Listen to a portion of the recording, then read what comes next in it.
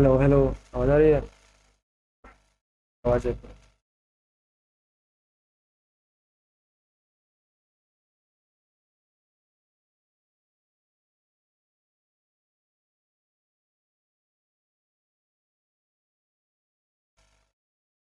है। कौन?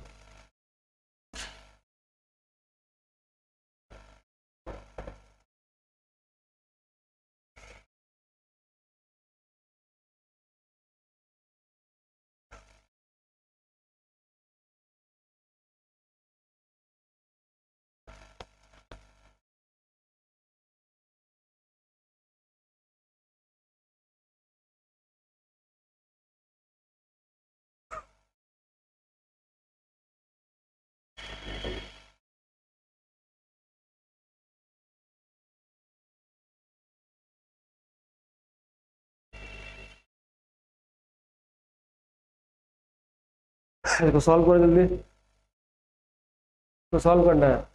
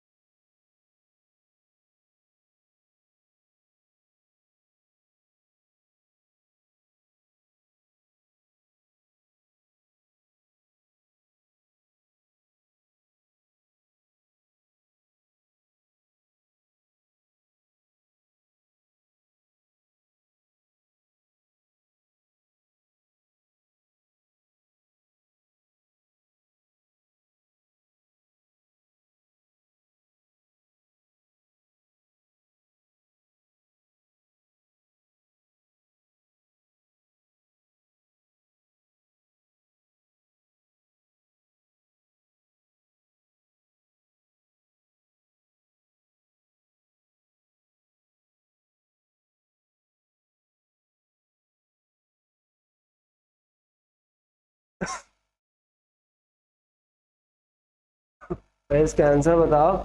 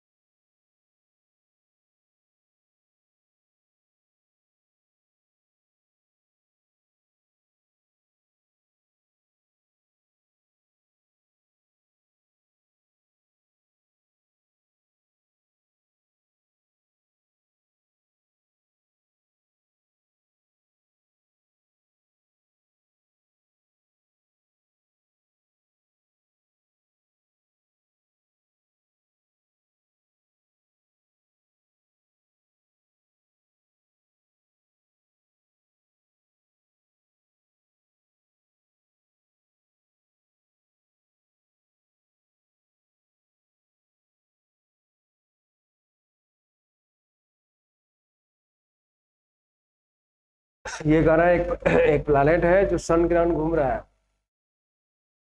मिनिमम और maximum distances of the planet from the sun are R1 R2। Sun से planet की मिनिमम दूरी सन से प्लैनेट की मिनिमम दूरी R1 हम जानते हैं वो होता है A-A। मैक्सिमम दूरी दिया R2, लेकिन हम जानते हैं A+A। अब इसको भाग दे दो। तो R1/R2 बराबर A-A बटा A+A। ए कॉमन ले लो। 1 - E/1+E। क्रॉस कर दो। R1 E R2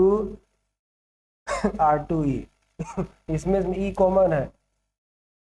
R1+R2, ये इधर आया R2 - R1। E आ गया R2 - R1/R2+R1। यही पूछा था।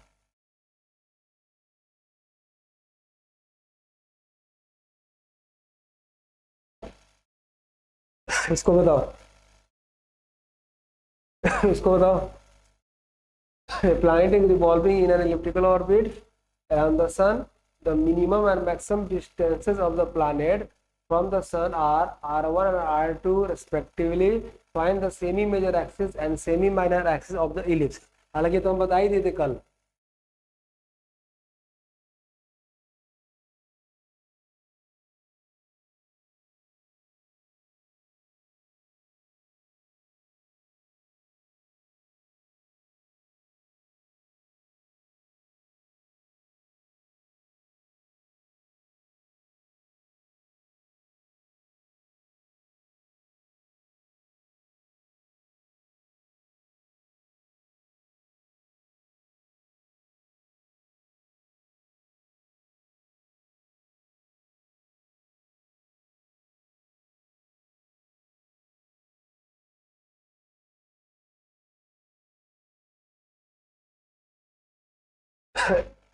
ये वाला तो हम पिछले ही क्लास में बता दिए थे।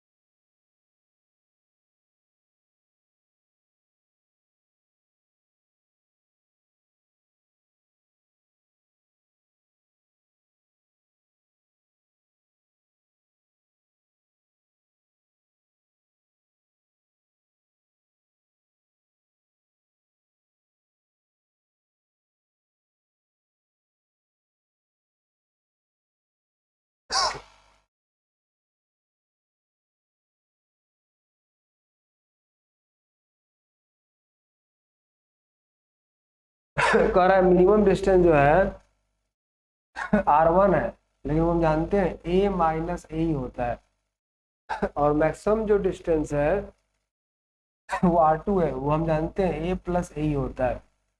हमको क्या पूछा है, इलिप्स का सेमी मेजर एक्सिस और semi minor axis, semi major axis और सेमी माइनर एक्सिस। क्यों ना हम जोड़ दें, अगर हम जोड़ देंगे तो ये कट जाएगा। तो r1 प्लस r2, ये जोड़े कट गया, a plus A, r1 plus r2 2 a आ गया, a आंसर डायरेक्ट याद कर सकते हो, r minimum plus r maximum by 2 हो गया। और b तो हम कल ही बता दिए थे, b कैसे बताए थे, b स्क्वायर होता है a square 1 minus e square,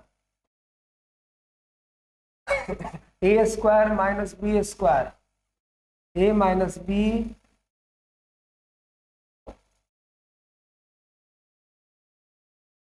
a plus b। एक एक को अंदर इसमें घुसा दो, a माइनस ए, और एक एक इधर ला दो, ये सब बता दिए थे पिछले क्लास में। बी स्क्वायर, ये r1, ये r2, ये मिनिमम ये मैक्सिमम है। b निकल गया under root r1 r2, under root r1 r2, a भी निकल गया, b भी निकल गया। तो डायरेक्ट आंसर याद रखो कि अगर मिनिमम दूरी प्लैनेट की सन से r1 है और मैक्सिमम दूरी प्लैनेट की सन से r2 है, तो उस इलिप्स का सेमी मेजर एक्सिस होगा r1 प्लस r2 बाई 2, और सेमी माइनर एक्सिस होगा अंडर r1 r2। हमको पूछने की जरूरत नहीं है कि तुम समझे कि नहीं समझे, अगर नहीं समझे तो उसका मतलब ही नहीं है, तो पिछले क्लास में किए थे। इसको बताओ।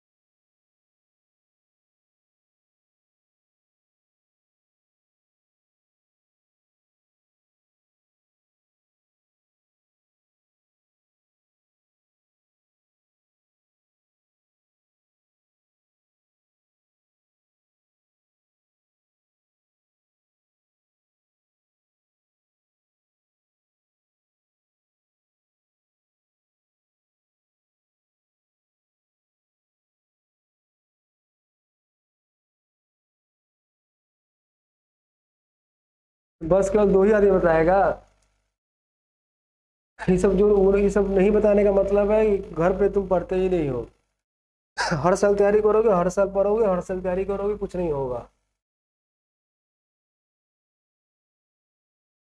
ये कह रहा है कि प्लैनेट घूम रहा है सन के अबाउट। सन फोकस में होता है, एक फोकस पे। अलग अलग समय प्लैनेट की दूरी अलग अलग होती है। कह रहा है प्लैनेट की वो दूरी बताओ सन से जब ये दूरी मेजर पे लंब है। यही दूरी, ये दूरी डायरेक्ट याद करवा दिए थे। बी स्क्वायर बाई ए। लेकिन ना बी दिया है ना ए दिया है। हाँ, मिनिमम मैक्सिमम दूरी दिया है। और हम याद कर लिए हैं कि मिनिमम दूरी और मैक्सिमम दूरी के फॉर्म में ए का मान होता है, ए का मान होता है, अभी भी किए हैं, r1 + r2/2 अभी किए हैं। और बी का मान होता है √r1 r2, अभी तो किए हैं, का स्क्वायर। ये अंडर रूट का स्क्वायर, अंडर रूट हट गया, 2 ऊपर आ गया, हो गया। ये तुमको 2011 में पूछा भी था नीट में। इसको बताओ।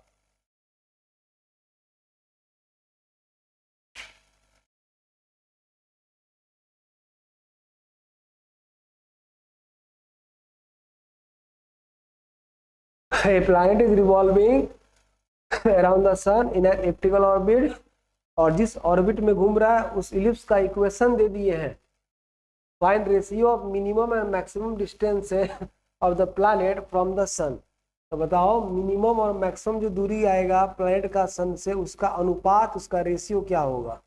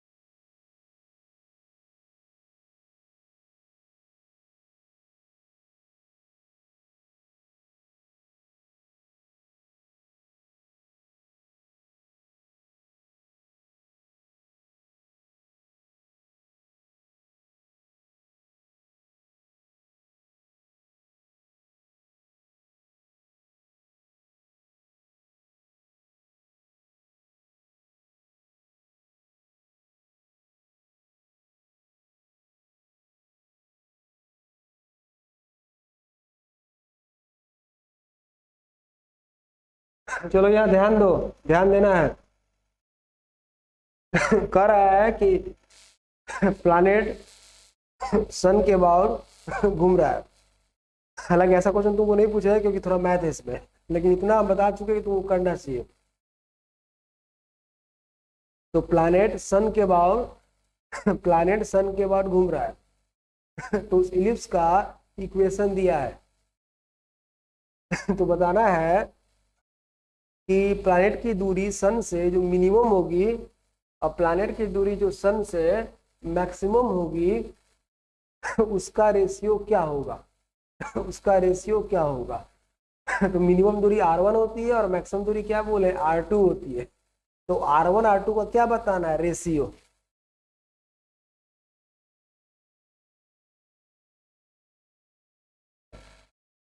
r1 r2 का रेशियो, तो r1/r2 बताना है।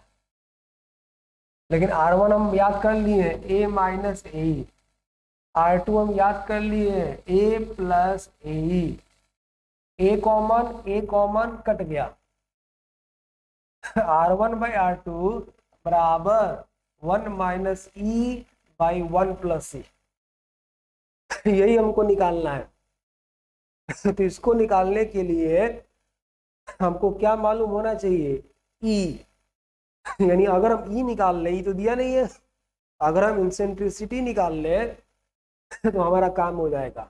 तो हमारा मेन मकसद है इंसेंट्रिसिटी निकालना। निकाले कैसे निकालेंगे, तो भाई इक्वेशन दिया है ना, इक्वेशन देखो क्या दिया है, x square by 4 plus 9y square by 32 बराबर 1। लेकिन इक्वेशन होता क्या है, होता है x square by a plus y square by b square बराबर 1, होता ही है। तो इसकी तुलना करोगे, होता ये दिया ये है, तो इसकी अगर तुलना करोगे तो इस तुलना से तुमको ए स्क्वायर आ जाएगा और तुमको क्या आ जाएगा, बी स्क्वायर। लेकिन ध्यान दो, इस वाले इक्वेशन में यहाँ 1 है और यहाँ भी 1 है, लेकिन यहाँ तो 1 नहीं है ना गुणांक, तो 9 से पहले भाग दे दो ताकि अभी इसके जैसा नहीं लग रहा है। तो 9 से भाग दे देंगे तब लगेगा, तो भाग दो, तो बोलो एक्स स्क्वायर बाई 4 प्लस इसको नीचे ला दो, वाई स्क्वायर बाई 32 बाई 9, ऐसे लिख सकते हैं। ऐसे लिखने से कोई दिक्कत नहीं है क्योंकि 9 ऊपर फिर चला जाएगा, और हम इसलिए ऐसा लिखे हैं ताकि इसके जैसा लगे, बराबर 1। अब देखो, अब ये और ये एक जैसा हो गया, तो देखो इसको तुलना करो, ए स्क्वायर के जगह पे क्या है 4, ए स्क्वायर आ गया 4, और बी स्क्वायर के जगह पे क्या है 32 बाई 9। इस तरह से हमको ए स्क्वायर आ गया और इस तरह से हमको बी स्क्वायर आ गया। ए स्क्वायर बी स्क्वायर आ गया तो हमको तो ई चाहिए, याद करो संबंध ई वाला, बी स्क्वायर बराबर ए square 1 minus E square. B square के जगह पे 32 बाई 9, ए स्क्वायर के जगह पे 4, 1 माइनस ई स्क्वायर, देखो ई आने वाला है, देखो ये 4 32 8 हो गया, 1 माइनस ई स्क्वायर बराबर 8 बाई 9, ई स्क्वायर देखो, ई स्क्वायर आ गया 1 माइनस 8 बाई 9, यानी कि ई स्क्वायर आ गया 1 बाई 9, यानी ई आ गया 1 बाई 3। इस तरह से हमने क्या निकाल लिया, इस तरह से हमने निकाल लिया ई कितना आया 1 बाई 3। हमको ये ना निकालना है R1 बाई R2, तो R1 बाई R2 बराबर 1 माइनस ई बटा 1 प्लस ई निकाल लिए हैं, 1 माइनस 1 बाई 3, और ये आ गया 1 बाई 3, ये आ गया 2 बाई 3, ये आ गया 4 बाई 3, ये कट गया, R1 बाई R2 आ गया 2 बाई 4, यानी 1 बाई 2 हो गया। इस तरह से हमको R1 R2 का रेशियो निकल गया ना, पूछा था, फिर से ध्यान दें, कह रहा है कि प्लैनेट सन के अबाउट घूम रहा है इलिप्टिकल ऑर्बिट में, और जब इलिप्टिकल ऑर्बिट में घूम रहा है तो बताना है कि प्लैनेट की दूरी सन से मिनिमम और प्लैनेट की दूरी सन से मैक्सिमम का रेशियो क्या होगा। तो भाई R1 R2 का रेशियो पूछ रहा, R1 होता है R1 by R2, a minus a plus a, ठीक है, ये ए कट गया, 1 माइनस ई बटा 1 प्लस ई, यानी अगर हमको ई निकल जाएगा, अगर हमको ई निकल जाएगा, अगर हमको ई निकल जाएगा तो हमारा काम हो जाएगा। इक्वेशन दिया है इलिप्स का ये, लेकिन होता ये है कि इसका तुलना करें तो तुलना करने के बदले पहले 9 को नीचे लाना पड़ेगा, क्योंकि यहाँ तो 1 होता है। देखो 9 को नीचे ला दिए तो देखो a स्क्वायर की जगह पे 4 आया, b स्क्वायर की जगह पे 32/9 आया। लेकिन हम जानते हैं कि b और a में ये संबंध होता है, इसमें रख दिए, e आ गया, e आ गया तो आंसर आ गया। हाँ, हमको याद नहीं क्वेश्चन में क्या दिए थे। अगर मैक्सिमम बाई मिनिमम दिए होंगे तो 2 आएगा, अब मिनिमम बाई मैक्सिमम दिए होंगे तो 1/2 आया। ये आया समझ में कि नहीं? जल्दी बताओ, ये समझ में आया कि फिर बताएं?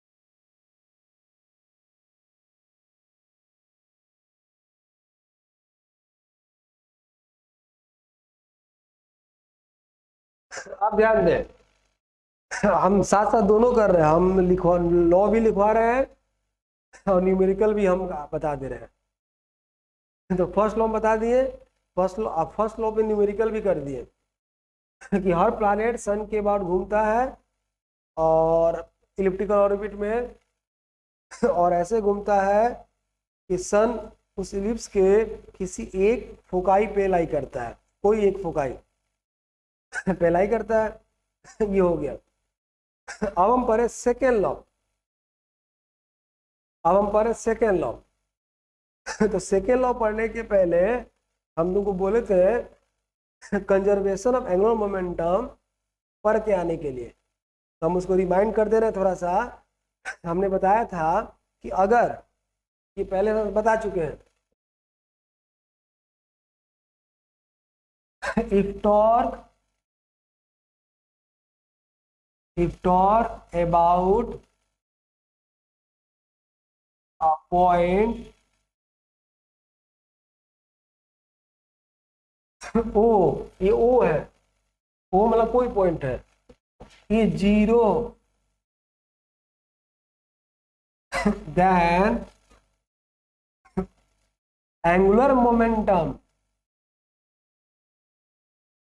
about O will be conserved। अगर किसी पॉइंट के अबाउट टॉर्क नहीं है तो एंगुलर मोमेंटम उसके अबाउट क्या रहता है? कंजर्व रहता है। इस पे कई सारे क्वेश्चन भी किए होंगे रोटेशन में। अच्छा, और टॉर्क कब जीरो होता है? जैसे मान लो ये O है और ये फोर्स है F, ये देखो F है, फोर्स लगेगा तभी ना टॉर्क लगेगा, F है। तो देखो F का जो लाइन है, F का जो लाइन है वो से अगर पास कर जाए, तुमको पता है कि अगर किसी फोर्स का लाइन O से पास कर गया तो O के अबाउट टॉर्क नहीं लगेगा, और अगर टॉर्क नहीं लगेगा तभी लिखवाए हैं O के अबाउट एंगुलर मोमेंटम कंजर्व रहेगा।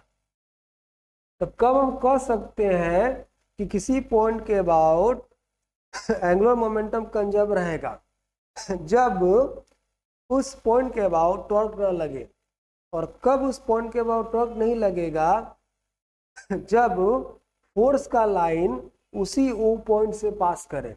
एक ही फोर्स की हम बात कर रहे हैं।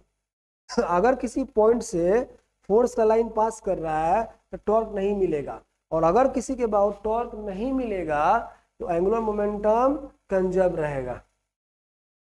एंगुलर मोमेंटम क्या रहेगा? कंजर्व। तो कब एंगुलर मोमेंटम कहेंगे कि नहीं बदलेगा? जब किसी फोर्स का लाइन, जब उस किसी पॉइंट के अबाउट टॉर्क न लगे। और कब किसी पॉइंट के अबाउट टॉर्क नहीं लगेगा जब उस पॉइंट से फोर्स पास कर जाए। तो अगर किसी पॉइंट से फोर्स पास करेगा तो टॉर्क नहीं मिलेगा, और अगर टॉर्क नहीं मिलेगा तो उसके अबाउट पॉइंट के अबाउट एंगुलर मोमेंटम कहेंगे नहीं बदलेगा। ये सब पहले ही बता चुके थे, अभी खाली रिमाइंड किए हैं। तो क्या ये हमारी बातें समझ में आई? जवाब दो, क्या ये बात समझ में आया?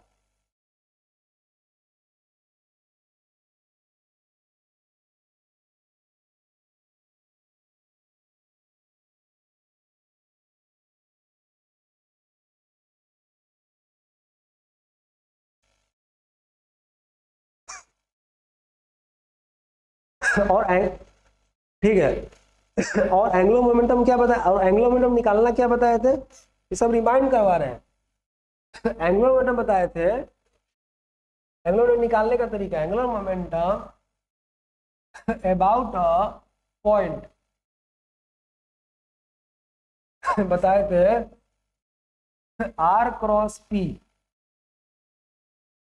और डायरेक्शन की अगर मान की बात की जाए तो r क्रॉस p का मान, r क्या है, पोजीशन वेक्टर है। सभी बताया हुआ चीजें खाली रिमाइंड करवा रहे हैं। तो बोलो तो तोड़ो, a क्रॉस b का मान, a का मान यानी r का मान, p का मान, और दोनों के बीच का एंगल r और p का, r और p का एंगल बोलो चाहे r और v का एंगल बोलो, एक ही बात है, क्योंकि जिधर p होता है उधर ही v होता है, कई बार बोले होंगे क्लास में। तो r और p के बीच का एंगल मान लो थीटा है, यही एंगुलर मोमेंटम होता है। तो अगर एंगुलर मोमेंटम किसी पॉइंट के अबाउट निकालना है तो पोजीशन वेक्टर का मान देख लो, मोमेंटम का मान देख लो, मोमेंटम का मान बोलो, मोमेंटम का मान है mass into speed sine theta.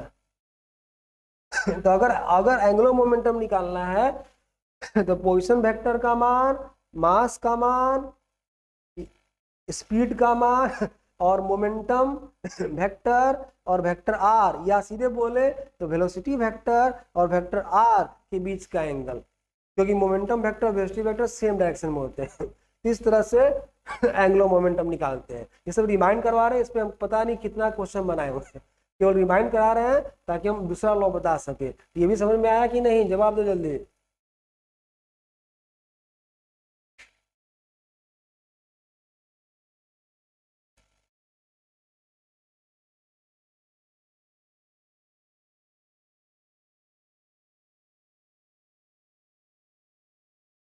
अरे जवाब दो जल्दी, हम फिर से बताएं कि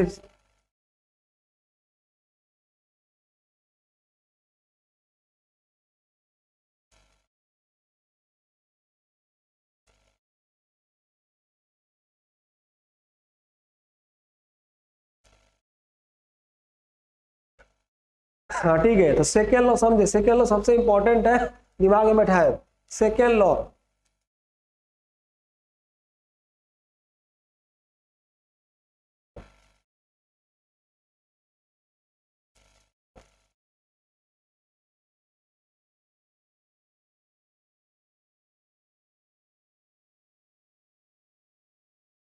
सेकेंड लॉ, सेकेंड लॉ, पहले सेकेंड लॉ लिखेंगे, हम भी लिख रहे हैं तुम भी लिखो सेकेंड लॉ, तब उसको समझेंगे। पहले सेकेंड लॉ लिखेंगे, समय मिलेगा तो प्रूफ भी करा सकते हैं, हालांकि प्रूफ जरूरी नहीं है। सेकेंड लॉ हम लिख रहे हैं, तुम भी लिखो, तब हम समझाएंगे। लिखो,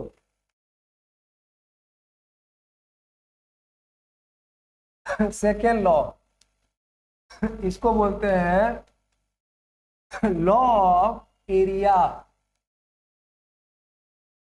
लॉ ऑफ एरिया। इसको लिखना है, लिखते चलो। the radius vector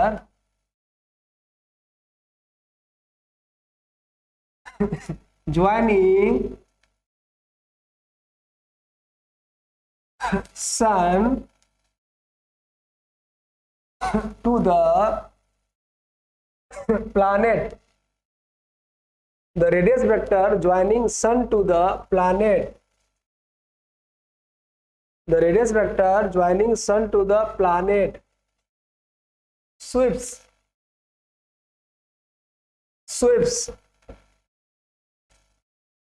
स्वीप का मतलब स्वीप कर रहा है, जैसे बरसात में कार का स्वीपर स्वीप करता है, तो वही स्वीप लिखे है, स्वीप्स इक्वल एरिया। अभी सिर्फ लिखवा रहे हैं in equal time, the radius vector joining sun to the planet sweeps equal area in equal time, that is का मतलब बताया है ना, यानी that is कैसे लिखते हैं, that is यानी एरियल, ये लिखा aerial velocity of the planet remains constant, that is aerial velocity of the planet remains constant and given by dA by dt, areal velocity बोला एरिया बदलने का दर, dA by dt बराबर L by 2m, L angular momentum of planet about sun. हालांकि about सन लिखने की जरूरत नहीं है, खाली एंगुलर मोमेंटम ऑफ प्लैनेट बोल दिए, समझ लो अबाउट सन ही बोले हैं। और m small m mass of the planet, mass of the planet, ये ठीक है, इसको बोलते हैं लॉ ऑफ एरिया। इसको समझेंगे, अभी तो लिखवाए हैं। क्या लिख लिए तो जवाब दो जल्दी। हाँ लिख लिए तो जवाब दो कि हाँ लिखे कि नहीं, समझे नहीं, लिखे कि नहीं।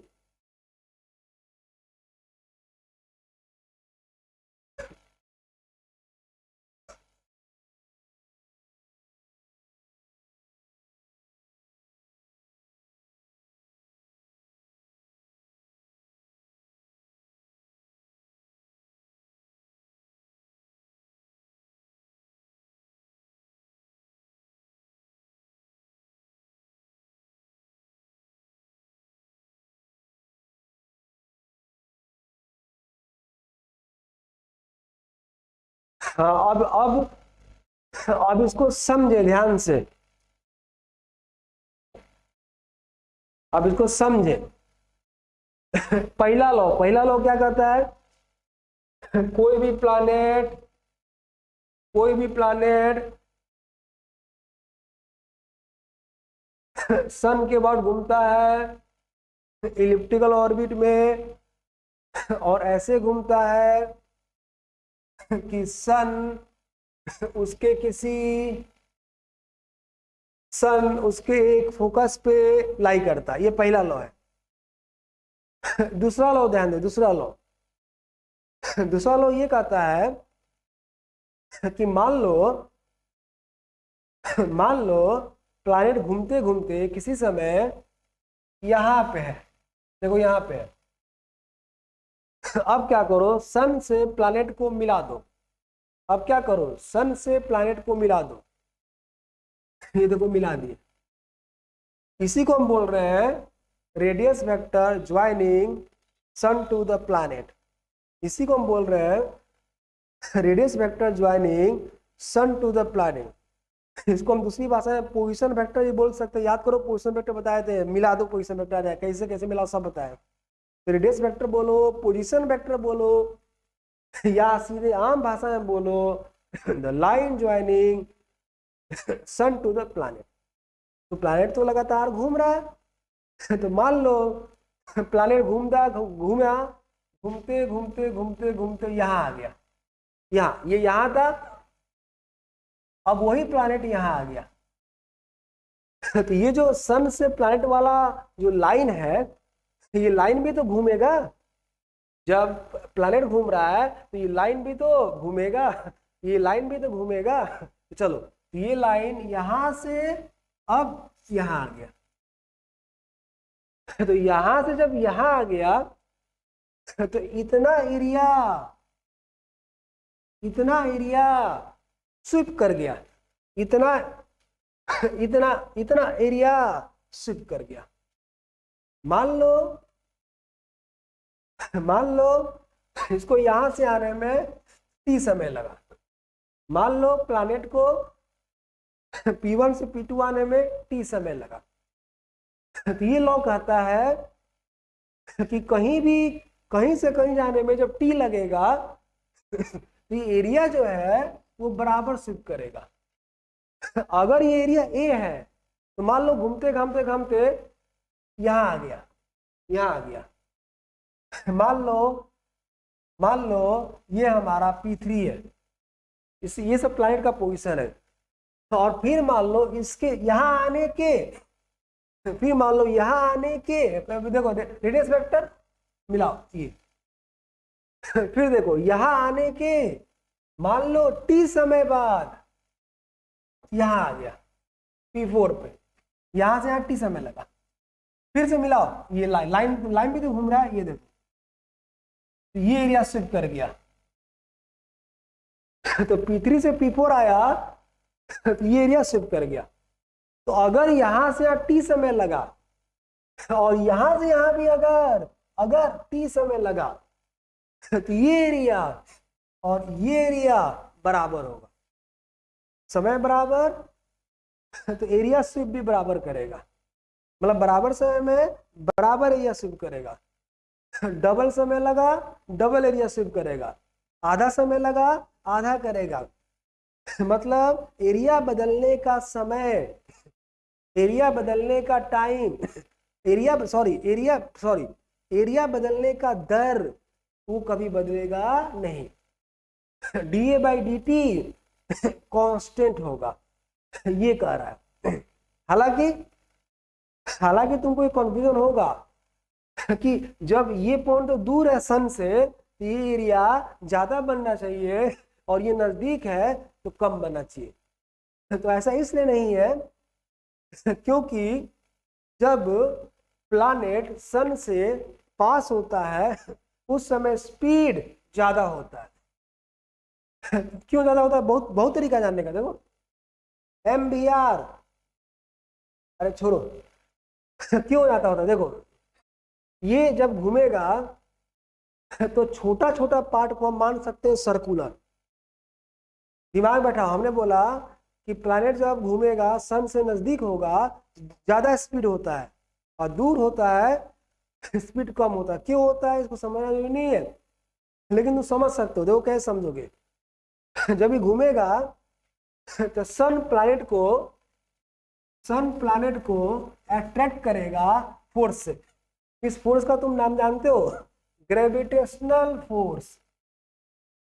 ये है ग्रेविटेशनल फोर्स, ये है ग्रेविटेशनल फोर्स। ये तो जैसे प्लैनेट घूमेगा सन के अबाउट, सन अट्रैक्ट करेगा प्लैनेट को, जिसको बोलते हैं ग्रेविटेशनल फोर्स। पहले से पढ़े होंगे या आगे पढ़ाएंगे भी ये फोर्स लगा। लेकिन तुम जानते हो कि वास्तव में जब इलिप्स में घूम रहा है तो छोटा पर तो सर्कल होगा, और सर्कल में घूमने के लिए तुमको सेंट्रीपिटल फोर्स चाहिए। तो कौन सेंट्रीपिटल फोर्स प्रोवाइड करेगा? यही तो करेगा, यही तो घुमाएगा। लेकिन सेंट्रीपिटल फोर्स होता कितना है याद करो, mv²/r, ये ना होता है।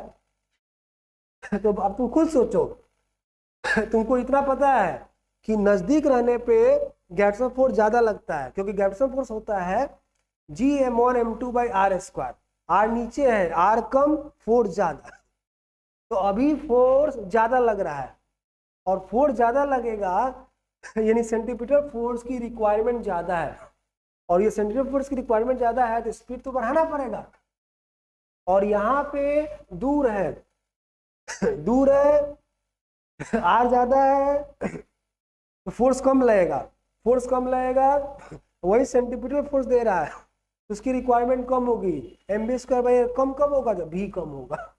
यही कारण है कि जब सन से प्लैनेट नजदीक होगा तेज भागेगा, और जब सन से प्लैनेट दूर होगा तो धीरे धीरे भागेगा, है ना। ये हम समझा दिए ऐसे ही, हालांकि समझने की जरूरत नहीं है। तो जब सन से प्लैनेट नजदीक होता है तो धीरे धीरे तेज भागता है, और जब दूर होता है तो धीरे भागता है। इसका मतलब यहाँ तेज भाग रहा है और यहाँ धीरे भागेगा। तेज भागेगा तो ज्यादा भागेगा, और यहाँ धीरे भाग रहा है तो यहाँ इसकी अपेक्षा कम भागेगा, और कम भागेगा तो गारंटी है कि एरिया ये बराबर हो जाता है, ये एरिया अलग अलग नहीं होता है। तो लगता है कि एरिया सन से दूर है एरिया, तो एरिया ज्यादा होना चाहिए, ये एरिया कम होना चाहिए उतना ही देर में। तो क्यों एरिया बराबर हो जाता है? क्योंकि सन से जो प्लैनेट की दूरी कम होती है तो स्पीड ज्यादा है, तेज भागेगा, ज्यादा भाग जाएगा, और जब दूर होता है सन से तो धीरे धीरे भागेगा, धीरे धीरे भागने से एरिया भी कम बनेगा।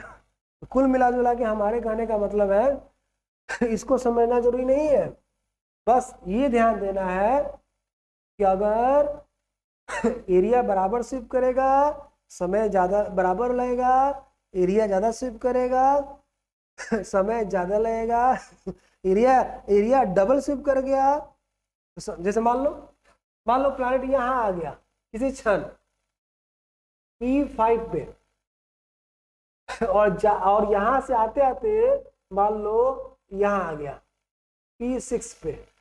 तो चलो मिला, ये यहाँ है और ये यहाँ है, देखो इतना एरिया स्वीप कर गया। मान लो ये एरिया डबल है, मान लो ये एरिया डबल है, मान लो ये एरिया इनका डबल है, जरूर यहां से यहाँ आने में कितना समय लगा होगा? बताओ जल्दी, कितना समय लगा होगा? कितना समय लगा होगा? अगर ये 2 है इसका 2t लगा होगा। जितना गुना एरिया ज्यादा होगा समय उतना गुना होगा, 2t लगेगा। तो कुल में समय, अगर हमको समय तो है नहीं, अगर समय मिलता है तो इसको हम प्रूफ भी करा देते हैं, इसीलिए तो एल बताया है। तो हो सकता है कल प्रूफ करा दे, अगर चाहे जरूरी नहीं है प्रूफ करना। तो कुल मिला जुला के बराबर समय में बराबर एरिया स्वीप करेगा। अगर मतलब एरिया बदलने का दर कांस्टेंट होगा, और एरिया बदलने के दर को हम क्या नाम देते हैं? Velocity, areal velocity. क्या नाम देंगे? Areal velocity. देखो मान लो dt समय में d एरिया स्वीप किया, तो एकांश समय में da/dt करेगा, और एकांश समय में जो स्वीप करेगा इसी को हम क्या बोलते हैं? Areal velocity, areal. और यह कहता है कि एरियल जो वेलोसिटी होता है वो L/2m होता है। ये L क्या होता है? L होता है angular momentum of planet about sun. L क्या होता है? Angular momentum of planet about sun. और M क्या होता है? प्लैनेट का मास। प्लैनेट का मास मतलब जो घूम रहा है प्लैनेट, उसका मास। ये याद रखेंगे फॉर्मूला, इसको हम प्रूफ भी करा देंगे, समय मिलेगा, नहीं तो होमवर्क देंगे, कल मन करेगा तो प्रूफ करा देंगे। L/2m ये प्रूफ भी किया सकता है, L को निकालने आता है तो ये आराम से प्रूफ किया सकता है। तो डी हालांकि जरूरत नहीं है, d/dt बराबर L/2। अच्छा, L जब सन के अबाउट प्लैनेट घूमेगा, जब सन के अबाउट प्लैनेट घूमेगा तो देखो सन प्लैनेट को अट्रैक्ट करेगा ऐसे फोर्स से, यहाँ है फोर्स ऐसे लगेगा, तो हर क्षण फोर्स का लाइन सन से पास किया। और अगर फोर्स सन से पास किया तो अभी हम समझाए हैं कि अगर सन से ओ से फोर्स पास कर गया तो टॉर्क नहीं मिलेगा। तो अगर सन से फोर्स पास कर रहा है लगातार ग्रेविटेशनल, तो टॉर्क नहीं मिलेगा, और टॉर्क नहीं मिलेगा तो सन के अबाउट एंगुलर मोमेंटम कंजर्व रहेगा। इसलिए रिमाइंड कराए थे, इसका मतलब जब प्लैनेट घूमता है सन के अबाउट, जब प्लैनेट घूमता है सन के अबाउट तो प्लैनेट का सन के अबाउट एंगुलर मोमेंटम नहीं बदलेगा। कोई पूछेगा क्यों नहीं बदलेगा? क्योंकि प्लैनेट घूमेगा तो सन प्लैनेट को अट्रैक्ट करेगा ग्रेविटेशनल फोर्स से, और ये फोर्स हमेशा सन से पास करेगा। फोर्स सन से पास करेगा तो सन के बाद टॉर्क नहीं मिलेगा, और टॉर्क जब नहीं मिलता है तो अभी हम रिवाइंड करवाए एंगुलर मोमेंटम बदलता नहीं। इसका मतलब जैसे ही प्लैनेट घूमेगा इसका एक चीज कभी नहीं बदलेगा, और वो है एंगुलर मोमेंटम। तो देखो ये नहीं बदलेगा, ये नहीं बदलेगा। और m किसका मास है? प्लैनेट का, तो वो थोड़े बदल जाएगा। ये नहीं बदलेगा, और ये नहीं बदलेगा मतलब ये कांस्टेंट होगा। और कांस्टेंट का मतलब D A by D T constant होगा, और D A by D T constant होगा तो एरिया बदलने का दर कांस्टेंट होगा। मतलब बराबर समय में बराबर एरिया शिफ्ट किया। यहाँ से पता भी चल रहा है कि हाँ भाई D A by D T constant होगा, और इसको हम प्रूव भी कर सकते हैं। तो D A by T constant तो दिमाग में बैठाएंगे यह लॉ किस पे बेस्ड है? सेकेंड लॉ किस पे बेस्ड है? कंजर्वेशन ऑफ एंगुलर मोमेंटम पे। तो तुमने क्या क्या बातें ध्यान दिया? पहला बात कि जब प्लैनेट सन के बाद घूमेगा तो प्लैनेट का एंगुलर मोमेंटम नहीं बदलेगा। क्यों? रिमाइंड करवाए, रिवाइज करवाए क्योंकि जब सन के बाद घूमेगा तो सन प्लैनेट को अट्रैक्ट करेगा, लेकिन वो जो फोर्स है वो तो सन से पास करेगा। जब कोई फोर्स किसी से पास करे तो उसके बाद टॉर्क नहीं मिलता है। इस फोर्स का सन के बाद टॉर्क नहीं मिलेगा, और जब टॉर्क नहीं मिलता है किसी के बाद तो उसके बाद एंगुलर मोमेंटम बदलता नहीं है। इसका मतलब सन के बाद एंगुलर मोमेंटम प्लैनेट का कभी बदलेगा नहीं। तो जब जब प्लैनेट घूमता है सन के बाद उसके एक क्वांटिटी में कभी बदलाव नहीं होता है। बार बार पूछा हुआ है, एक चीज नहीं बदलता है कभी भी, और भी चीज नहीं बदलेगा कुछ बातें, लेकिन मेन एंगुलर मोमेंटम नहीं बदलेगा।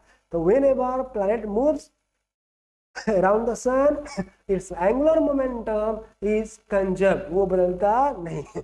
जो एक समय होगा हर समय वही होगा, और इसे प्रूफ भी होता है कि अगर एंगुलर मोमेंटम कंजर्व होगा तो D A by D T भी कांस्टेंट होगा। मतलब एरिया बदलेगा, एरिया बदलने का दर कांस्टेंट होगा। एक बराबर समय में बराबर एरिया शिफ्ट करेगा। डबल समय लगा तो डबल एरिया। और एक चीज और दिमाग में बैठा कि जैसे जैसे प्लैनेट सन के बाद घूमता है उसका स्पीड हमेशा बदलेगा। सन के पास होगा स्पीड ज्यादा होगा, सन से दूर होगा स्पीड कम होगा। क्यों?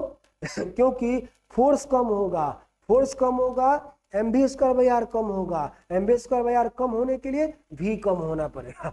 स्पीड लगातार बदलेगा, एरिया बदलने का दर कांस्टेंट होगा, एंगुलर मोमेंटम नहीं बदलता है। एंगुलर मोमेंटम क्यों नहीं बदलता है? टॉर्क नहीं लगता है।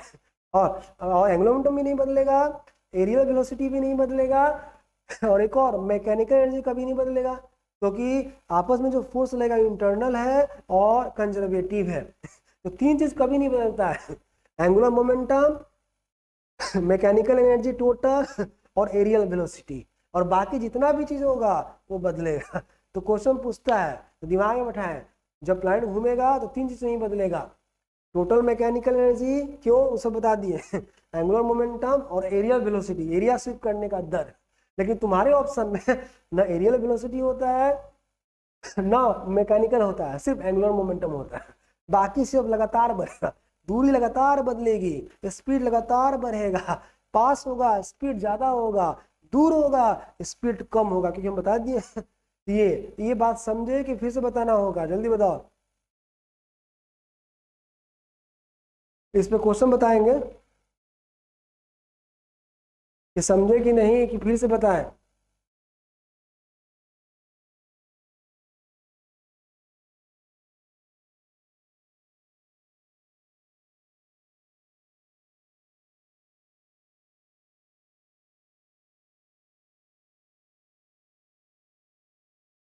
हाँ हाँ, तो चलो हम पूछ रहे हैं तुम जवाब दो, हम पूछ रहे हैं तुम जवाब दो। पूछ रहे हैं तुम्हारा सेकेंड लॉ किस पे बेस्ड है, जल्दी बताओ। सेकेंड लॉ किस पे बेस्ड है, सेकेंड लॉ किस कंजर्वेशन पे बेस्ड है?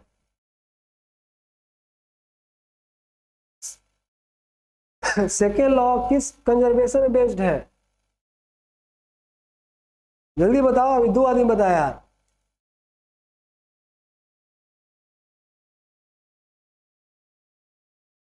हाँ ठीक है। अगला अगला क्वेश्चन, टॉर्क। हाँ ठीक है। एंगुलर मोमेंटम क्यों नहीं बदलता है, एंगुलर मोमेंटम क्यों नहीं बदलता है? एंगुलर मोमेंटम क्यों नहीं बदलता है, जवाब दो। एंगुलर मोमेंटम क्यों नहीं बदलता है?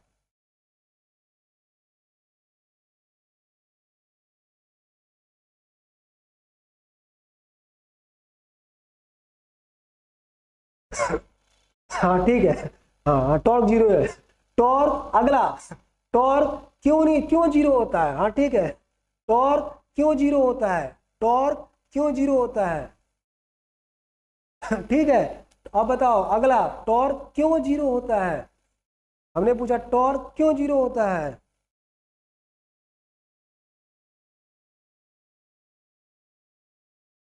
टॉर्क क्यों जीरो होता है?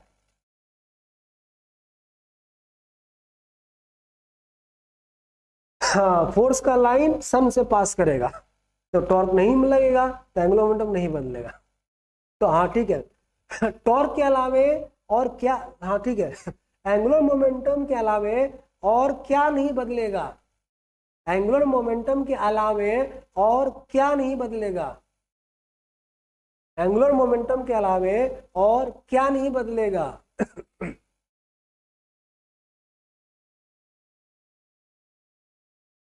हाँ, मैकेनिकल एनर्जी नहीं बदलेगा, ठीक है। एरियल वेलोसिटी भी मान सकते हो, हाँ हाँ ठीक है।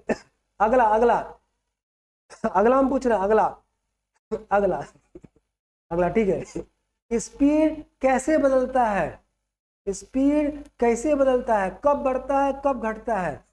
स्पीड कैसे बदलेगा, कब घटेगा कब बढ़ेगा? स्पीड कैसे बदलता है, कब बढ़ेगा कब घटेगा?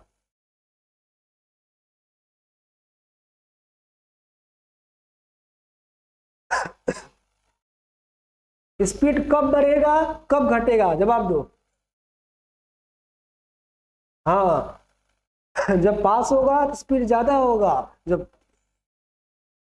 जब दूर होगा तो स्पीड कम होगा। हाँ ठीक है।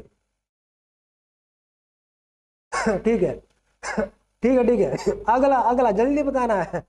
अगला अगला हम पूछ रहे हैं, अगला ठीक है, अगला हम पूछ रहे हैं, अगला है किस पोजीशन पे स्पीड मैक्सिमम होगा, किस पोजीशन पे स्पीड मैक्सिमम होगा, किस पोजीशन पे स्पीड मैक्सिमम होगा? किस पोजीशन का नाम बताया था ना कुछ, किस पोजीशन पे मैक्सिमम होगा?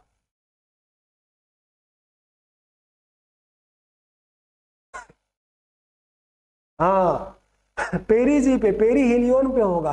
पेरीजी मतलब जब सबसे पास होता है, पेरी बता दो ना, पी से पास, पी से पेरी, सबसे पास होगा स्पीड सबसे ज्यादा होगा। हाँ, और एपोजी पे स्पीड सबसे कम होगा। ये सारे के सारे ऑब्जेक्टिव क्वेश्चन है। हाँ ठीक है। हाँ ठीक है, अगला क्वेश्चन।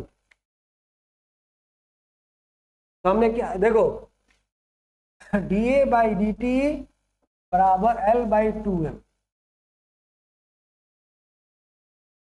ये ये तुम्हारे लिए होमवर्क है। होमवर्क ये है कि इसको प्रूव करना है, इसको प्रूव करना है। किताब से मदद भी ले सकते हो, एनसीईआरटी एनसीईआरटी से मदद भी ले सकते हो, एनसीईआरटी से हेल्प ले सकते हो। हालांकि प्रूफ का जरूरत नहीं है, लेकिन तुम प्रूफ कर सकते हो। हमारे पास टाइम नहीं इसलिए बता नहीं रहे, मन करेगा कल बता देंगे। ये प्रूफ करना है, प्रूव करना है इसको कैसे ये बराबर होता है। समझ तो आ गया कि भाई रियल वेलोसिटी नहीं बदलेगा क्योंकि एंगुलर मोमेंटम नहीं बदलेगा, लेकिन कैसे आया ये प्रूव करना है। एनसीईआरटी से हेल्प भी ले सकते हो या किसी और किताब से जिससे मन करे, ठीक है, इसको प्रूव करना। और प्रूव करने का तरीका, प्रूव करने के लिए सब बता दिए, एंगुलर मोमेंटम कैसे निकालते हैं। चलो क्वेश्चन क्वेश्चन क्वेश्चन पहला लॉ, प्लैनेट सन के बाद घूम रहा है, प्लैनेट सन के बाद घूम रहा है, सन फोकस पे है, सन फोकस पे है, दिमाग बैठाओ। यहां से यहां आने में समय t1 लगा और यहां से यहां आने में समय t2 लगा। बताओ ऑप्शन क्या है, समय में क्या संबंध है, बताओ ऑप्शन। यहां से यहां आने में t1 लगा, यहां से यहां आने में t2 लगा, बताओ क्या संबंध हुआ, समय क्या होगा।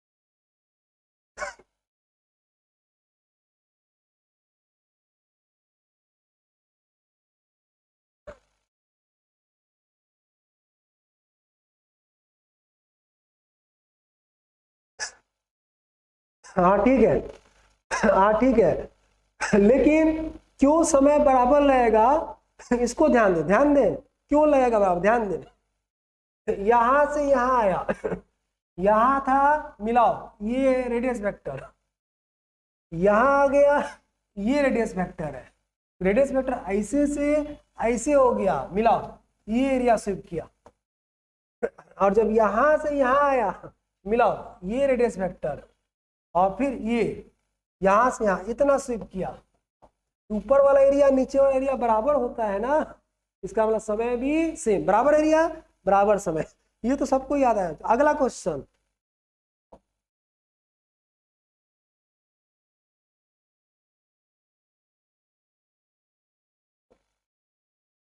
ध्यान देंगे, यहां से ये सन है, सन, यहां से यहां आने में समय t1 लगा, यहां से यहां आने में t2 लगा। ऑप्शन जल्दी बताना है,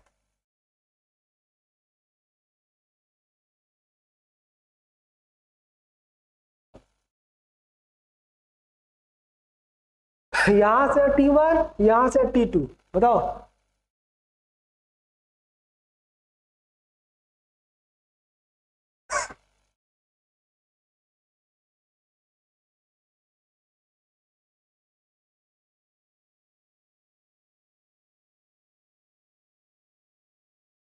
ऐसे ही हवा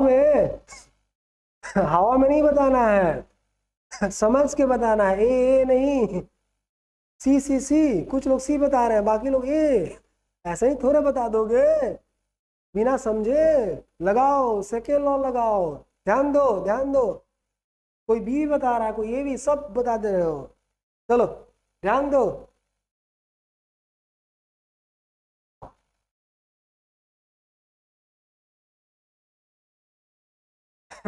चलो ये सन बताया, सन यहां बताया था ना, ध्यान दो, यहां से यहां पूछे, तो यहां से यहां, तो पहले यहां था, मिलाओ ये, अब यहां से यहां आ गया, ये मिला ये, यहाँ देखो ये एरिया स्विप किया, ये एरिया स्विप किया, ये।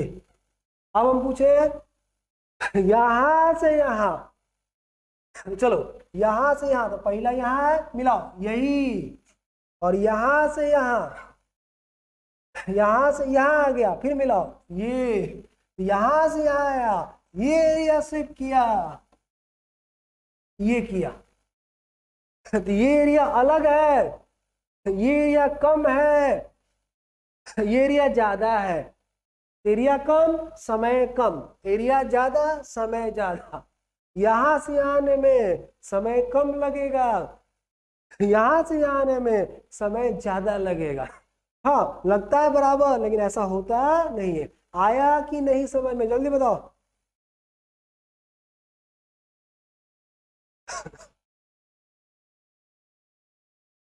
आया कि नहीं, जल्दी बताओ।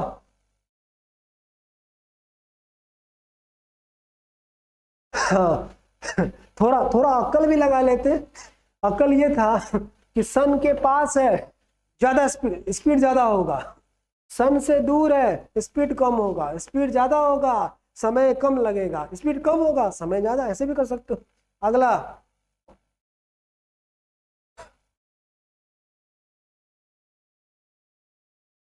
ध्यान दो, यहां से यहां T1 लगा, यहां से यहां T2 लगा, यहां से यहां T1, यहां से T2। बोलो संबंध,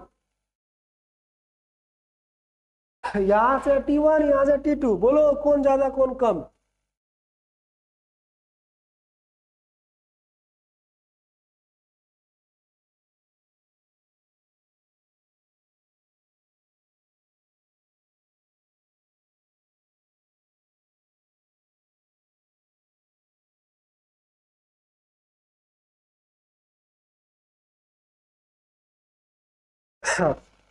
ठीक है, टाइम नहीं है, ध्यान दे, ध्यान दे, टाइम नहीं है। यहां से यहां, यहां है मिलाओ ये, यहां आया मिलाओ ये, देखो ये एरिया स्विप किया। अब हमको करा यहां से यहां, तो ये शुरू में यहां है मिलाओ ये, फिर यहां आ गया मिलाओ ये ये एरिया, देखो सीधे दिख रहा है। ये एरिया ज्यादा है क्योंकि ऊपर और नीचे बराबर, ये एरिया ज्यादा है, अगर सही से बनाओगे तो ये एरिया ज्यादा है, ये एरिया कम है। कम एरिया कम समय, ज्यादा एरिया ज्यादा समय। ठीक है, बाय क्लास में।